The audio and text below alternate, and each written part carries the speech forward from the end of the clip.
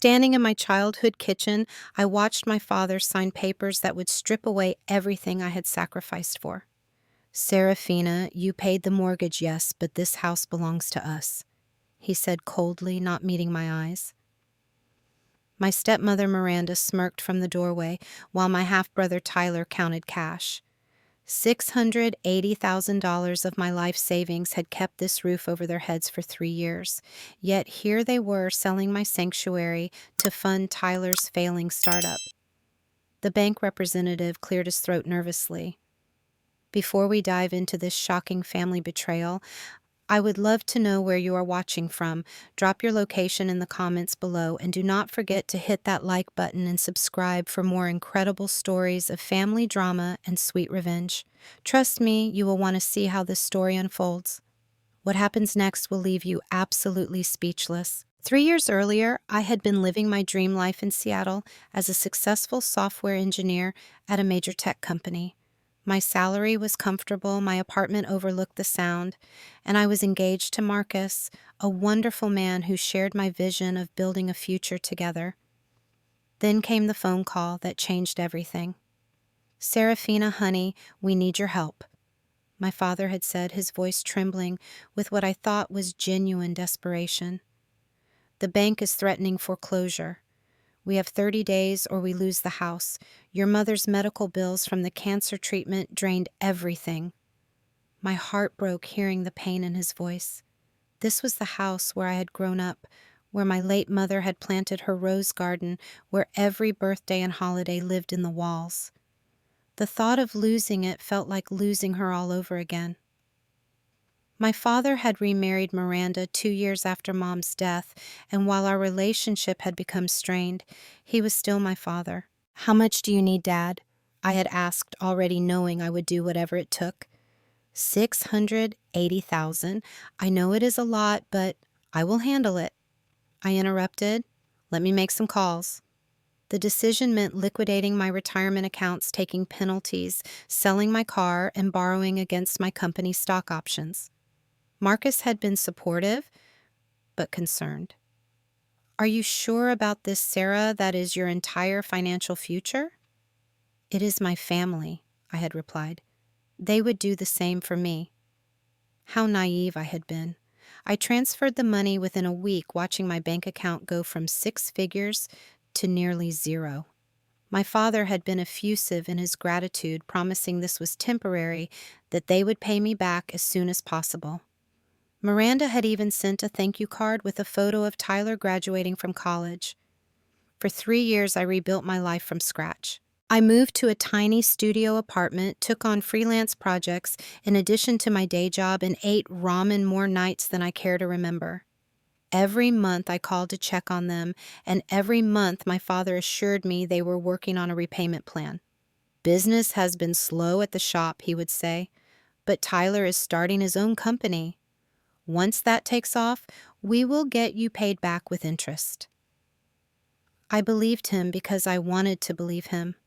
Because despite everything, he was my father, and I thought family meant something. The first red flag should have been when I visited for Christmas 2 years ago.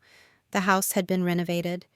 New hardwood floors, granite countertops, a pool in the backyard. When I asked about it, Miranda chirped, "Oh, we got a great deal from a contractor friend. Practically did it for free." The second red flag was Tyler's brand new BMW in the driveway. "Early graduation gift," my father explained quickly when he saw me staring. The third red flag was the family vacation photos on social media, Europe for 2 weeks staying in 5-star hotels. When I mentioned it, my father got defensive. "Miranda saved up for years for this trip. We deserved a break after everything we have been through." I pushed down my doubts because I loved them, because I thought they loved me back. The final red flag came 3 months ago when Tyler posted about his startup getting angel investors. The photos showed him in expensive suits dining with business people, talking about his family backing that had given him the foundation to build his empire. That phrase, family backing, had haunted me for weeks. Something about it felt wrong, felt like a betrayal I could not quite name. 2 weeks ago, I decided to visit unannounced. I told myself it was a surprise, a chance to reconnect, maybe finally have that conversation about repayment. But deep down, I think I knew I was investigating. I found them in the dining room papers spread across the table, a realtor sitting with them. The woman was explaining market values and potential offers. I heard her say, "With the current market, you are looking at around 1.2 million, possibly more with the right buyer." My blood turned to ice. "Dad," I called from the doorway, "what is going on?" The guilty looks on their faces told me everything before anyone spoke. My father looked older, suddenly caught. Miranda's face flushed red. Tyler just looked annoyed at the interruption. "Seraphina, we were going to call you," my father began. "Call me about what you are selling the house I saved, the house I paid for." The realtor looked confused.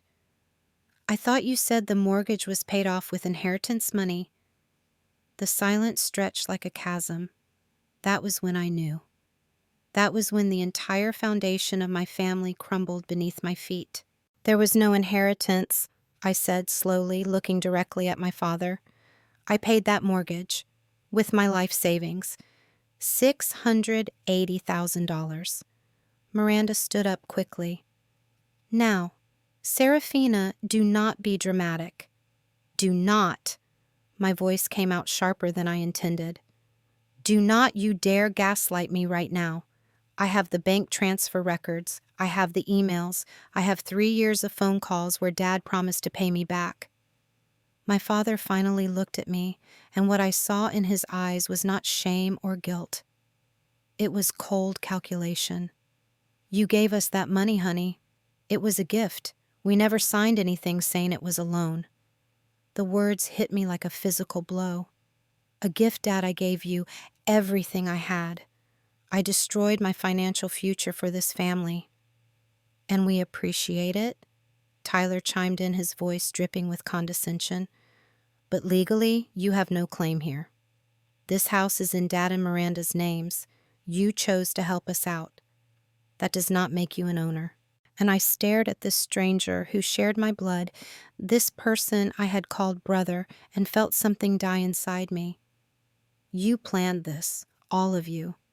The realtor cleared her throat uncomfortably. "Perhaps I should come back another time." "No," my father said firmly. "We are moving forward with the sale. Seraphina, you are welcome to stay for dinner, but this decision is made." That was when I realized my family had died the day my mother did. What was left were strangers wearing familiar faces, strangers who saw me as nothing more than a convenient ATM. I left that house in a daze, my hands shaking as I drove to the nearest coffee shop. Sitting in my rental car, I called Marcus. We had broken up 8 months ago. The financial stress and my obsession with helping my family had slowly eroded our relationship until there was nothing left to save. "Sarah, are you okay?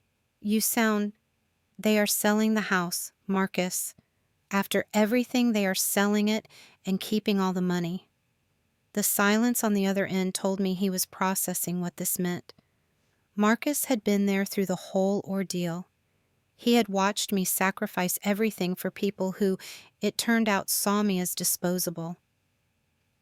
"What are you going to do?" he asked finally. "I do not know yet, but I am not walking away from this." After I hung up, I sat in that parking lot for 2 hours, my mind racing through possibilities. Tyler was right about one thing. Legally, I had very little recourse. I had been stupid enough to trust family without getting anything in writing. No contracts, no promissory notes, nothing that would hold up in court. But Tyler had made one crucial mistake in his smug dismissal. He had assumed I was as naive now as I had been 3 years ago. He had no idea that saving their house had taught me hard lessons about protecting myself, about documentation, about the importance of evidence. I pulled out my phone and started making calls. The first call was to my bank. "I need copies of all wire transfers to Richard Blackwood from 3 years ago, including the memo lines and recipient account information." The second call was to my former financial advisor. I need documentation showing the penalties and fees I paid for early withdrawal of retirement accounts specifically for the amounts transferred on these dates. The third call was to my old company's HR department. I need records showing my stock option liquidation and the stated purpose on the paperwork. By the time I was done, I had a paper trail that painted a very clear picture. This had never been a gift. Every single transfer was documented with memos like house payment assistance and emergency family loan and temporary help with mortgage. But documentation was only the first step. If I was going to fight this, I needed to understand what I was really up against. I spent the next week doing research that would have made a private investigator proud. I used public record searches, social media deep dives, and good old-fashioned detective work. What I discovered made my blood boil. Tyler's startup was not some struggling new business. According to his LLC filings, he had received a significant cash injection 8 months ago, right around the time they had started renovating the house. The injection came from something called Blackwood Family Investment Fund, which was registered to my father and Miranda. The European vacation was not Miranda's life savings. Credit card records. Tyler was surprisingly careless about his privacy settings, showed it had been paid for by a business expense account.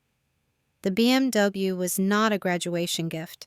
It was purchased by Tyler's company and registered as a business vehicle. But the most damning discovery was a series of text messages Tyler had screenshot and posted in a private family group chat that I was not part of, but which had been accidentally shared in a public family photo album. The messages were from 2 years ago. Dad, Sarah's money cleared. We should be good for the renovations now. Miranda, I still feel bad about this. Dad, she offered to help. We never said it was temporary.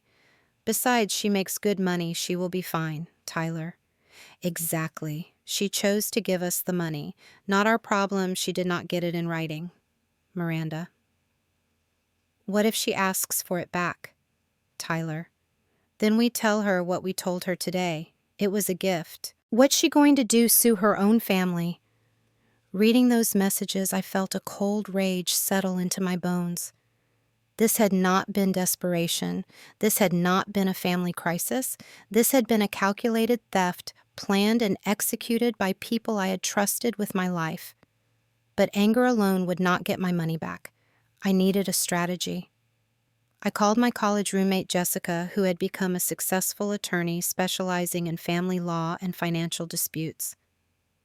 Over coffee, I laid out the entire situation, showing her my documentation and the evidence I had gathered. You are right that this is complicated legally, she said, reviewing my paperwork, but you have more than you think. These text messages, if you can get them officially, could establish intent to deceive. The fact that they told the realtor it was inheritance money could constitute fraud. And this business fund using your money as capital could be traced. What does that mean for getting my money back? Jessica was quiet for a long moment. Honestly, a lawsuit would be expensive and time-consuming, and there is no guarantee you would recover everything. Family court judges hate these cases, but... She paused, a slight smile crossing her face. There might be another way. What do you mean? You said Tyler used your money to capitalize his business, right? And that business is now seeking additional investors. According to his social media, yes, he has been bragging about meetings with venture capitalists. Investment fraud is a federal crime, Sarah. If Tyler took your money under false pretenses and used it to fund a business, then misrepresented the source of that capital to potential investors, that is serious criminal territory. My heart started pounding. You think he committed a federal crime? I think Tyler has been very stupid about covering his tracks, and I think your father and stepmother might be accessories to that stupidity. Jessica leaned forward. Here is what I suggest. We file a formal complaint with the State Attorney General's office about the investment fraud angle. That will trigger an investigation. Once there is an active criminal investigation, that house sale becomes much more complicated. What happens to the house? If the state can prove the money used to save it was obtained through fraud, they can freeze the asset pending resolution. Your family would not be able to sell it. For the first time in weeks, I felt hope. Not just hope for getting my money back, but hope that there might actually be consequences for what they had done to me. There is one more thing, Jessica continued. We need to move fast. If they complete this sale and disperse the money, it becomes much harder to recover. How much time do we have? I thought back to the realtor's timeline. They said closing would be in about 3 weeks. Jessica nodded grimly. Then we have 3 weeks to destroy their plans. Are you ready for this, Sarah? Because once we start down this path, your relationship with your family is over forever. I thought about Tyler's smug face, my father's cold dismissal, Miranda's satisfied smirk. I thought about 3 years of eating ramen while they lived in luxury bought with my sacrifice. They ended our relationship the moment they decided to steal from me, I said. Let us burn it all down. Jessica moved faster than I thought possible. Within 48 hours, she had filed complaints with both the State Attorney General's office and the FBI's Financial Crimes Division. The FBI complaint focused on Tyler's potential securities fraud, while the state complaint centered on the conspiracy to defraud me of the mortgage money. The key is creating pressure from multiple angles, Jessica explained as we sat in her office surrounded by boxes of evidence I had gathered. Tyler thought he was so clever, but criminals always make the same mistake. They get greedy and sloppy. The evidence we had compiled was damning. Bank records showing my transfers with clear memo lines indicating loans, not gifts. Tyler's business filings showing the mysterious capital injection that coincided with their renovations. Credit card statements proving the European vacation was funded through Tyler's business accounts. Most importantly, those text messages planning their deception. But Jessica had uncovered something even worse. I had my investigator do some digging into Tyler's startup, she said, sliding a folder across the desk. Turns out he has been using your money as proof of assets to attract additional investors. He has been telling potential partners that his family invested nearly $700,000 in his business, which shows confidence in his vision. I stared at the documents in disbelief. He is using my money to steal more money from other people. Exactly. And that makes this wire fraud, mail fraud, and securities fraud. Your brother just graduated from family dispute to federal felony. The investigator had also uncovered Tyler's pitch decks to investors. In them, he claimed to have significant family backing and generational wealth supporting the venture. Photos showed him presenting charts that listed the Blackwood family investment as seed funding that had allowed him to prove the business model and establish market presence. These investors think they are putting money into a business that is already capitalized by a wealthy family, Jessica continued. They have no idea the capital came from defrauding his sister. Some of these potential investors are talking about putting in 6-figure amounts. My stomach turned. How many people is he trying to scam? Based on his calendar and email records that my investigator accessed through public business filings, at least 12 different investment groups. He is scheduled to close on 3 of them next month right after the house sale. Your money was just the beginning, Sarah. Tyler is building an empire on fraud. That afternoon, Jessica introduced me to Detective Sarah Morrison from the Financial Crimes Unit. Detective Morrison was a sharp-eyed woman in her 40s who had spent her career taking down white-collar criminals. Cases like this make me furious, she said bluntly as she reviewed our evidence. Family financial abuse is more common than people think, and it is devastating because it destroys trust in the most fundamental relationships. She walked me through what would happen next. We are opening a formal investigation into Tyler's business practices. That investigation will automatically trigger a hold on any assets connected to the potential fraud, including the house your money saved. What does that mean exactly? It means the house cannot be sold while we investigate whether it was purchased with fraudulently obtained funds. The realtor will receive a legal notice, and any potential buyers will be informed that the property is under federal investigation. My heart soared. They cannot complete the sale, not until this is resolved. And if we prove fraud, which based on this evidence seems likely, the court can order restitution. That house could be sold to pay back victims, starting with you. Detective Morrison also revealed that I was not Tyler's only victim. We found evidence that he borrowed money from your stepmother's sister last year, also claiming it was for emergency medical bills. He never paid that back either. And there are at least 3 business associates who loaned him money for equipment that never materialized. The picture that emerged was of a serial fraudster who had been perfecting his techniques on family before expanding to bigger targets. Tyler had not stumbled into crime. He had planned and executed a deliberate pattern of deception. The thing that really gets me, Detective Morrison continued, is how he manipulated your grief and love for your family. Using your mother's memory to guilt you into giving him money, that is psychological abuse on top of financial fraud. Over the next week, things moved quickly. The house sale was officially frozen pending investigation. I got a call from Jessica with an update that made me smile for the first time in months. "Your father called me today," she said, and I could hear the amusement in her voice. He was very upset about the investigation and wanted to know how to resolve this family matter privately. "What did you tell him?" "I told him that federal fraud investigations are not family matters and that if he wanted to discuss restitution, he should have his own attorney contact me." The conversation got very interesting after that. "Interesting how?" "He started offering to pay you back. First, he offered $50,000 to help with your expenses.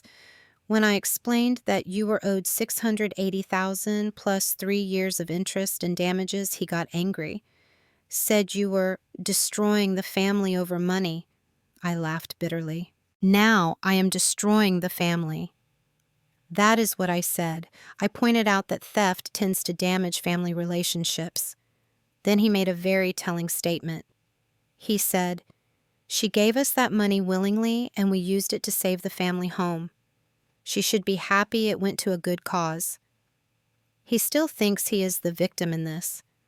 Classic narcissistic behavior. But here is the really interesting part. Miranda got on the phone. What did she say? She started crying and said she had tried to talk Tyler out of involving your money in his business. Apparently, she knew it was wrong from the beginning, but went along with it because Tyler convinced her you would never find out. This revelation hit me harder than I expected. Miranda, who I had written off as a gold-digging stepmother, had actually had a conscience about what they were doing. It did not excuse her participation, but it complicated my feelings about her. "She also said something that could be crucial for the case," Jessica continued. "She admitted that Tyler told her the money was temporary and that he would pay you back once his business took off. She said she never understood why Tyler changed his mind about repayment." Changed his mind.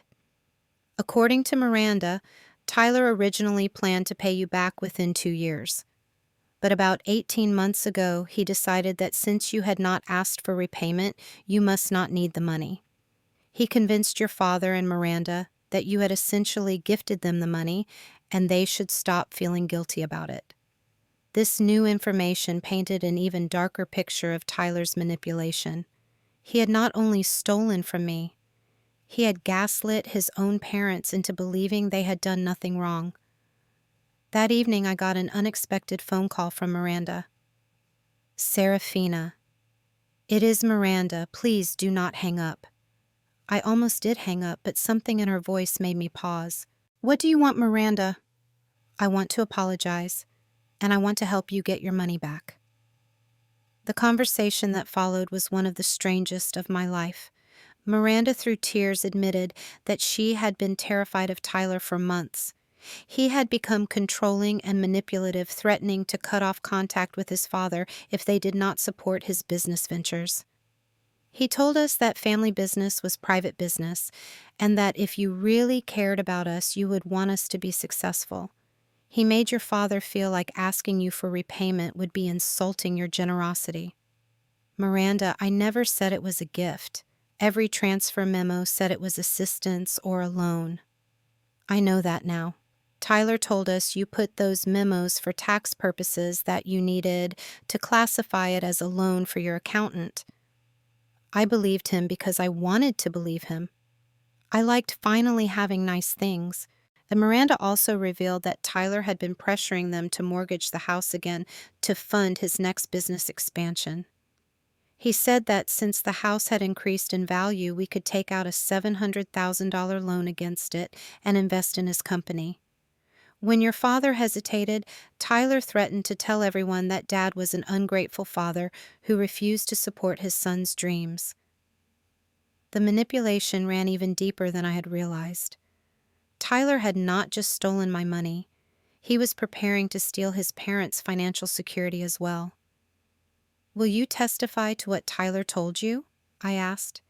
Yes, Miranda said immediately. I will testify. I will sign statements. I will do whatever it takes to make this right. I am so ashamed of what we did to you, Seraphina. You saved our home, and we thanked you by betraying you. For the first time since this nightmare began, I felt like maybe there was still some decency left in my family. Not enough to rebuild our relationships, but enough to ensure that justice would be served. Miranda, there is one more thing. Tyler is going to be arrested soon. When that happens, your house will probably be searched and your finances will be scrutinized. If there is anything else you need to tell me, now is the time. The silence stretched so long I thought she had hung up. There is something else, she whispered finally. Tyler has been forging your father's signature on business documents. He has been using your father as a guarantor for loans without his knowledge. Your father thinks he signed loan applications for Tyler's car, but Tyler has been using those signatures for much larger loans. My blood ran cold. How much larger? I think Tyler owes more than $2 million to various lenders, all secured against assets that do not belong to him. Tyler had not just stolen from me. He had built an entire criminal empire, and he was about to bring down everyone around him. The question now was whether I could stop him before he destroyed what was left of my family. 2 weeks after Miranda's confession, everything exploded at once. Detective Morrison called me at 7 in the morning with news that made my coffee suddenly taste like victory. We executed search warrants on Tyler's apartment office and your father's house yesterday, she said. What we found is bigger than we imagined. Tyler has been running a sophisticated fraud operation for over 2 years. The evidence they discovered was staggering. Tyler had been using forged documents to secure loans from multiple banks, always using family assets as collateral without the owner's knowledge. He had created fake business partnerships, inflated revenue reports, and even invented fictional employees to make his company appear more successful than it was.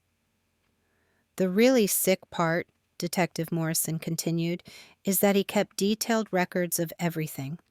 We found spreadsheets tracking which family members he had borrowed from, how much he owed, and his strategies for avoiding repayment. He actually wrote notes about manipulating your grief over your mother's death. My hands shook as I absorbed this information. What happens now? Tyler was arrested an hour ago at his apartment. We also arrested his business partner, who knew about the fraudulent investor meetings. Your father and stepmother are not being charged, but they are cooperating fully with the investigation. The arrests made local news by afternoon. I watched the footage of Tyler being led away in handcuffs, his confident smirk replaced by genuine terror. The news report detailed the charges: wire fraud, mail fraud, securities fraud, identity theft, and conspiracy to commit financial crimes. If convicted on all counts, he faced up to 30 years in federal prison. My phone started ringing immediately. Jessica called first with updates from the legal front. The prosecutor wants to meet with you tomorrow. With Tyler's records and Miranda's testimony, they have enough evidence to put him away for decades. But they want to offer him a plea deal in exchange for full restitution to all victims. What kind of plea deal? 15 years in federal prison, full asset forfeiture, and supervised restitution payments for life. He would have to liquidate everything he owns and work to pay back every penny he stole, plus interest and damages. The second call came from a number I did not recognize. When I answered, a woman's voice said, "Is this Seraphina? This is Rebecca Martinez from Channel 7 News.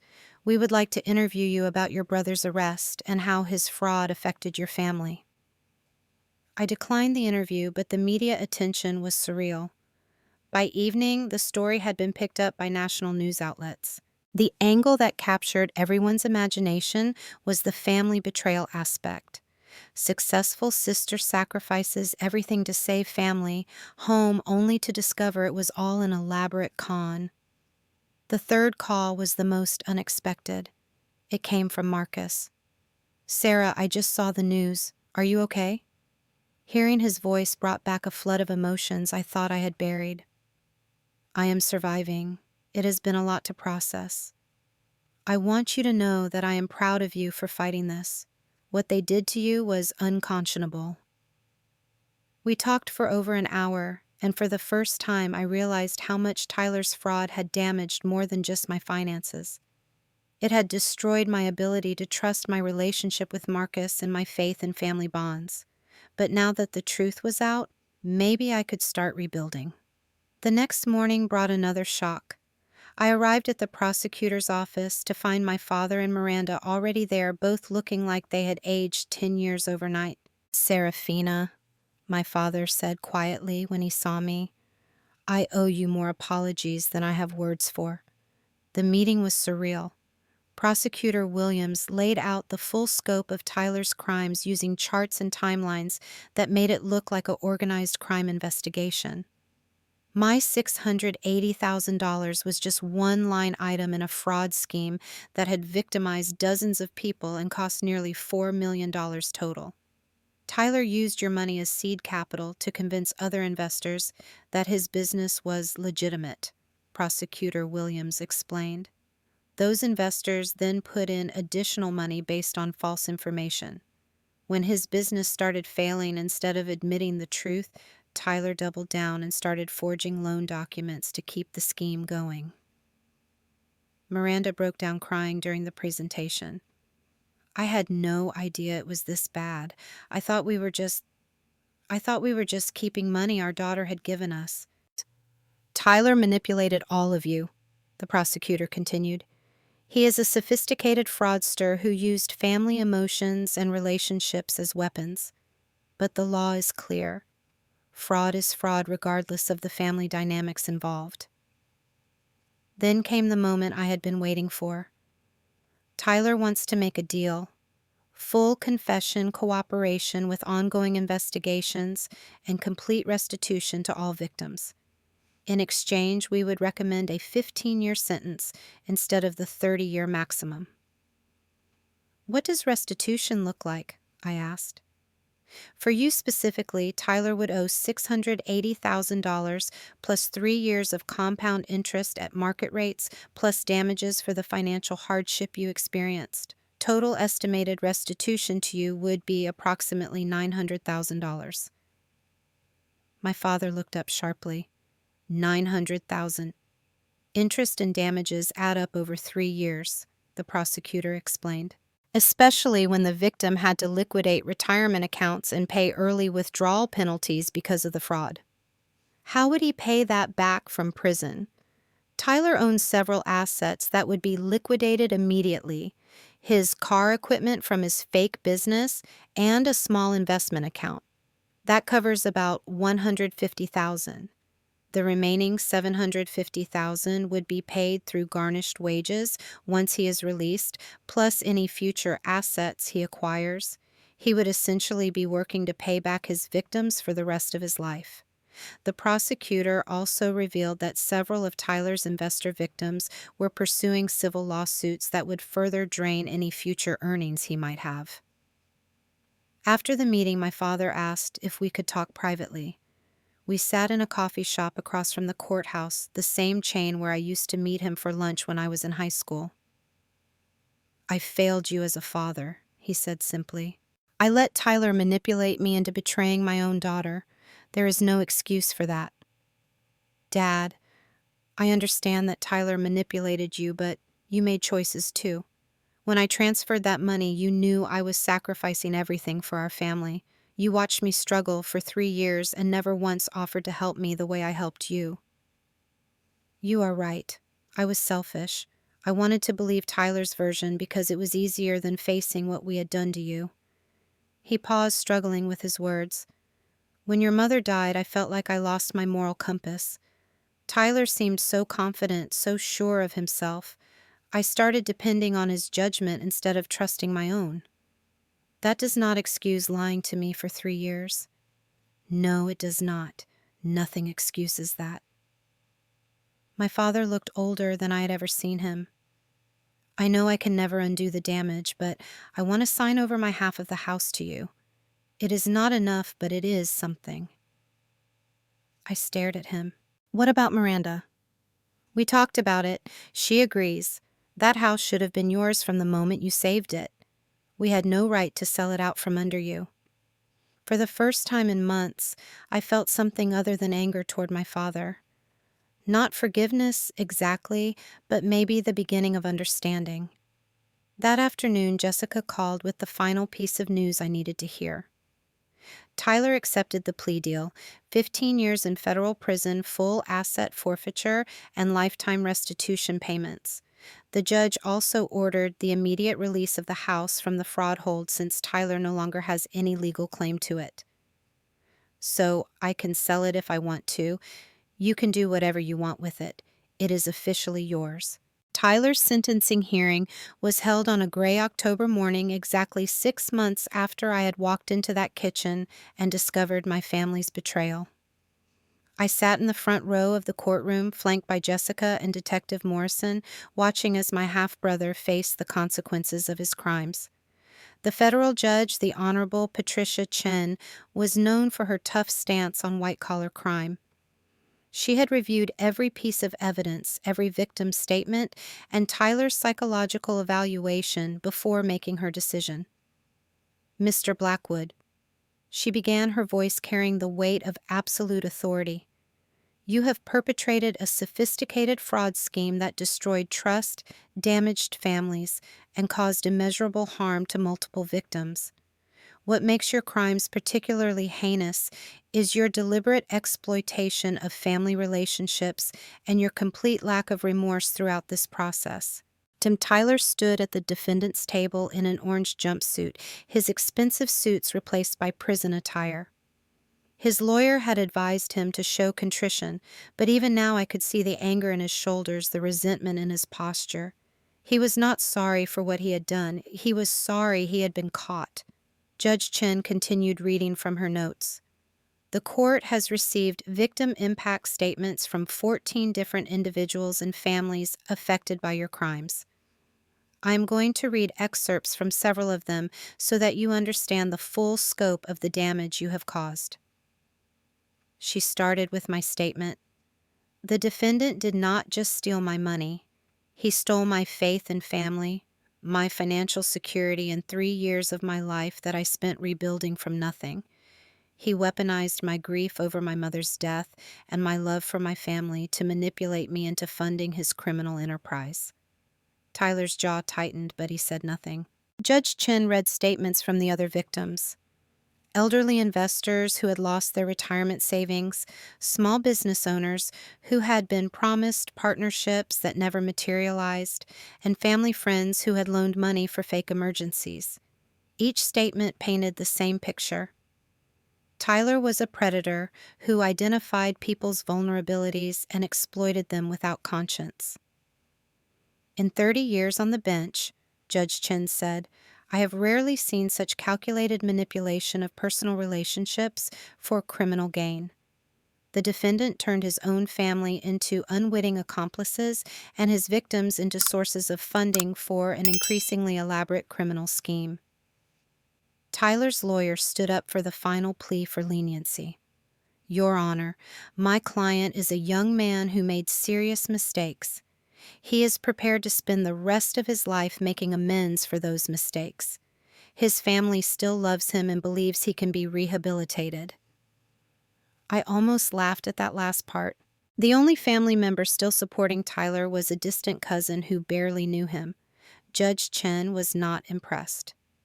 Counsel, your client is 26 years old enough to understand that fraud is wrong.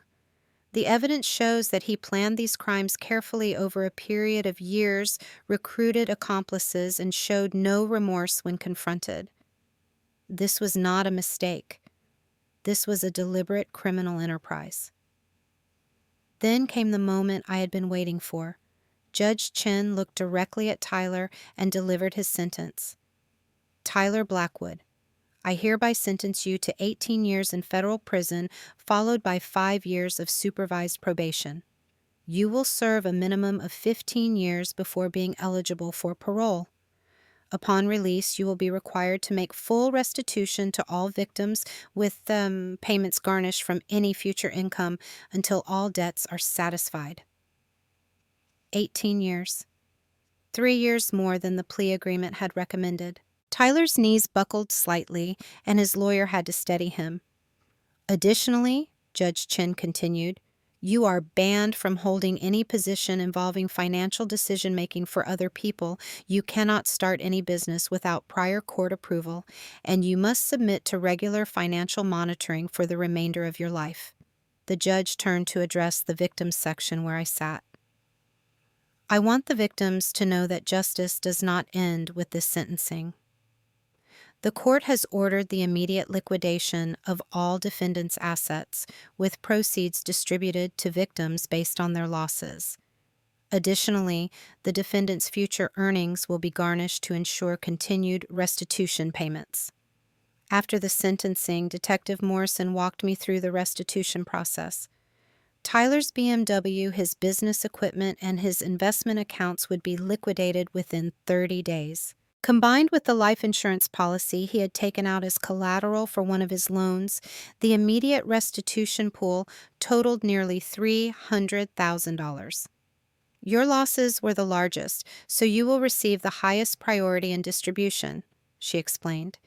You should receive about $200,000 within the next month, with the remainder paid over time as Tyler serves his sentence and eventually re-enters the workforce. It was not everything I had lost, but it was a start. The most surreal part of the day came afterward, when local news stations wanted to interview me outside the courthouse. I had declined all previous interview requests, but something about the moment felt important. This case shows that financial fraud within families is a serious crime, I told the reporter. Tyler did not just steal money. He destroyed relationships and exploited the most fundamental bonds of trust. But today proved that there are consequences for those actions, regardless of blood relationships. The reporter asked if I felt justice had been served. 18 years cannot give me back the 3 years I lost rebuilding my life, or the relationship I lost with my father, or the financial security I sacrificed, but it can prevent Tyler from doing this to other families. And maybe that is enough. That evening, I met Miranda and my father for dinner, our first family meal since the investigation began. The conversation was stilted and careful, like diplomats negotiating a peace treaty after a devastating war. Have you decided what to do with the house? Miranda asked quietly. I had been wrestling with that decision for weeks. The house held my childhood memories, but it also represented everything that had gone wrong with my family. I think I am going to sell it. My father nodded sadly, but did not argue. I understand. Too many bad associations now. Actually, I want to use the money to start something positive. I have been thinking about creating a foundation to help victims of family financial fraud. There are more people like me out there than anyone realizes. Miranda's eyes filled with tears. That would be beautiful, Seraphina. Your mother would be so proud. It was the first time in years that someone had mentioned my mother without it feeling like manipulation or emotional blackmail. For just a moment, I glimpsed what our family might have been if Tyler had not poisoned it with his schemes. As I drove home that night, I realized that Tyler's sentencing had given me something I had not expected closure. Not the kind that magically healed all wounds, but the kind that allowed me to finally stop looking backward and start planning forward. Justice had been served, but more importantly, I had survived. I had fought back against people who thought they could use my love against me, and I had won. 1 year later, I stood in the living room of my new house, a modest but beautiful place with a garden where I could plant my mother's favorite roses. The Seraphina Blackwood Foundation for Family Financial Justice had been officially established 3 months earlier, funded by the sale of my childhood home and the restitution payments from Tyler's case. The foundation's mission was simple: provide legal assistance and emotional support to victims of family financial abuse. In just 3 months, we had helped 12 families pursue justice against relatives who had exploited their trust for financial gain. My phone rang as I was arranging furniture in my home office. The caller ID showed Marcus's name. We had been slowly rebuilding our friendship over the past year, taking things one conversation at a time. "Hey, Sarah, I just saw the article about your foundation in the Seattle Times. I am incredibly proud of what you have built." The article had featured 3 families we had helped, including an elderly couple whose son had stolen their Social Security payments for 2 years, and a single mother whose brother had used her identity to take out credit cards. Each case reminded me why this work mattered. It feels good to turn something so negative into something that can help people, I said, settling into my favorite chair by the window. "Have you heard anything about Tyler recently?" I had been dreading this question, but Marcus deserved honesty. He is appealing his sentence. His new lawyer is claiming that the 18-year sentence was excessive, but Jessica says the appeal has almost no chance of success. Tyler had spent his first year in federal prison writing letters to anyone who would listen, claiming he was the victim of a vindictive sister and an overzealous prosecutor.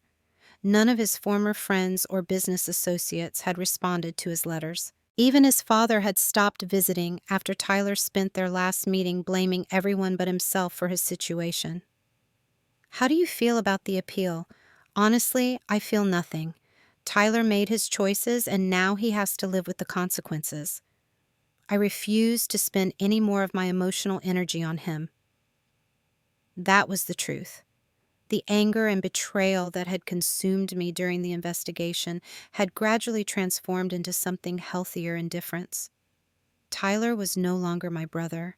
He was just someone who had hurt me and was now facing the consequences of his actions. My doorbell rang, interrupting our conversation. "Marcus, I need to go. Someone is here." I opened the door to find Miranda standing on my front porch, holding a small wrapped package. We had maintained minimal contact over the past year, polite but distant communications about legal proceedings and family matters. "Hello, Seraphina. I hope I am not intruding. I wanted to give you something." And I invited her in for coffee, curious about this unexpected visit. Miranda looked healthier than she had during the trial. The stress lines around her eyes had faded, and she seemed more at peace. "Your father and I are getting divorced," she said without preamble once we were seated in my kitchen. The news surprised me, though perhaps it should not have. "I am sorry to hear that." "Do not be sorry. It is the right decision for both of us. We realized that our relationship was built on foundations that Tyler poisoned. Every time we looked at each other, we remembered the choices we made that hurt you." She paused, stirring her coffee slowly. "We are still friends, but we cannot be married anymore." Miranda handed me the wrapped package. "This was your mother's. Your father found it in the attic when we were packing up his things. He thought you should have it." Inside was my mother's jewelry box, a simple wooden box she had kept on her dresser for as long as I could remember. I opened it to find her wedding ring, a few pairs of earrings, and a letter addressed to me in her familiar handwriting. "She wrote this when she was sick," Miranda explained gently. "Your father found it tucked under the jewelry tray. I think she meant for you to have it someday." With trembling hands, I opened the letter. "My dearest Seraphina, if you are reading this, I am gone, and I hope you are living a life filled with love and purpose. I know that losing me will be hard for our family, and I worry about how everyone will cope without me as the emotional center. I want you to know that you are the strongest person I have ever known, even stronger than you realize. You have a generous heart and fierce loyalty, but promise me you will never let anyone take advantage of those beautiful qualities. Family is important, but family that hurts you is not family worth keeping. Build your own family, sweetheart. Choose people who celebrate your successes, support your dreams, and love you unconditionally. Blood relationships are an accident of birth, but chosen family is a gift you give yourself. I'm so proud of the woman you have become, and I know you will continue to grow into someone who makes the world better just by being in it. All my love always. Mom." I read the letter 3 times, tears streaming down my face. It was as if my mother had somehow known that I would need these words exactly when I found them. "She would be so proud of what you have accomplished," Miranda said softly. "Turning your pain into purpose, helping other families avoid what we put you through. That takes incredible strength and grace." After Miranda left, I called Jessica to share the news about my parents' divorce and to update her on the Foundation's latest cases. "You know what strikes me most about your story," Jessica said after I finished talking. "Tyler thought he was so clever manipulating family bonds for his own gain, but in the end, those same bonds led to his downfall. Your father and stepmother chose truth over loyalty to him when it mattered." I never thought about it that way. Tyler underestimated the power of genuine family connection. He saw family as something to exploit, but real family means accountability, honesty, and sometimes making hard choices to do what is right. That evening, I video called my cousin Sarah, who lived in Portland. We had reconnected during the trial, and she had become part of my chosen family, the people who celebrated my victories and supported me through challenges. "I have news," Sarah announced with a grin. "Mom and Dad want to host Thanksgiving this year, and they specifically asked me to invite you. They said it is time our family had holidays that are actually about gratitude and love instead of obligation and drama." The invitation felt like a gift. For the first time in years, I could imagine enjoying a family holiday without walking on eggshells or wondering what ulterior motives were lurking beneath the surface. "I would love that," I said, meaning every word. As I prepared for bed that night, I reflected on how much my definition of justice had evolved over the past year. Initially, I had wanted Tyler punished and my money returned. Those things had happened, but the real justice was deeper than legal consequences and financial restitution. Real justice was rebuilding my life on my own terms. It was helping other families avoid the betrayal I had experienced. It was choosing relationships based on mutual respect instead of biological obligation. It was learning to trust my instincts about people instead of ignoring red flags because of family loyalty. Most importantly, real justice was discovering that I was stronger than I had ever imagined, and that my capacity for love and generosity had not been destroyed by Tyler's betrayal. It had simply become more discerning. Now I want to hear from you. Have you ever experienced family betrayal that completely changed how you see loyalty and trust? How do you think families should handle financial disputes when love and money collide? And what would you have done if you discovered your own relatives had been planning to defraud you all along? Share your thoughts in the comments below, and if this story resonated with you, please hit that like button and subscribe for more real-life stories about justice, family karma, and finding strength in the darkest moments. Thank you for taking this journey with me, and remember, sometimes the greatest victory is not getting revenge, but building a life so beautiful that the people who hurt you become irrelevant to your happiness. Family betrayal taught me that blood does not automatically create bonds, but choosing to rise above toxicity and help others do the same that creates a legacy worth living.